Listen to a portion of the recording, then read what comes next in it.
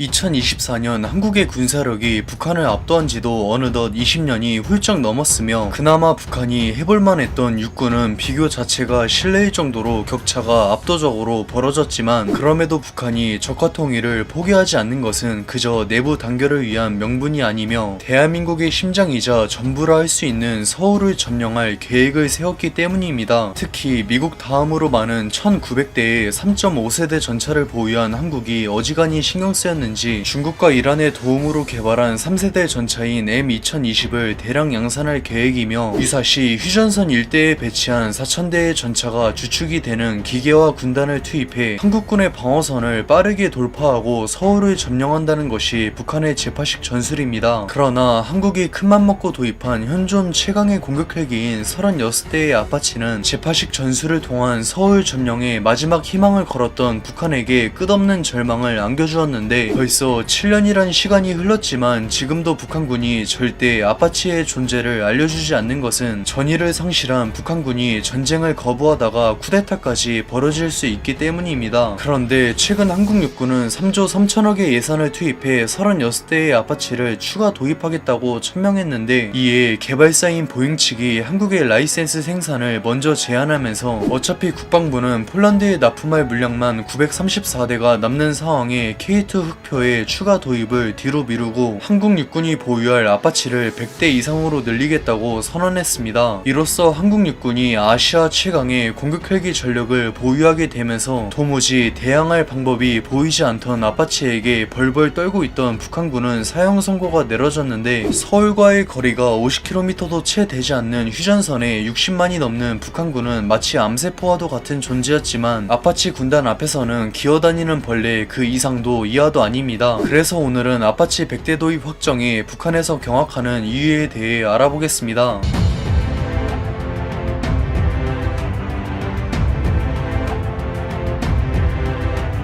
군사력은 곧 경제력이며 북한의 GDP는 한국의 6.3%에 불과한 최빈국이지만 그럼에도 북한은 중국과 러시아의 군사 지원에 힘입어 군사력 증강에 열을 올리고 있으며 특히 아시아 최강으로 평가받는 한국 육군에 맞서는 것이 자살 행위라는 것을 잘 알면서도 전세를 뒤집을 수 있는 유일한 전략을 위한 육군의 현대화를 진행하고 있습니다. 유사시 북한 수뇌부가 한국 침공을 결정한다면 미리 해안가에 숨겼던 수천 문의 견인포를 동원해 수도권 일대를 불바다로 만들며 한국이 혼란스러운 틈을 절대 놓치지 않고 4000대에 달하는 전차가 주축인 북한의 기계화 군단은 휴전선을 넘어 남쪽으로 진격해 파주와 의정부, 철원 등의 서울로 향하는 평탄한 돌파구를 신속하게 확보합니다. 서울을 빈틈없이 포위한 북한 육군은 4개의 군단급 병력을 증원해 총 공세를 감행하면서 한강이 붉게 물들 치열한 혈전 끝에 서울을 포함한 수도권 일대를 점령할 것이며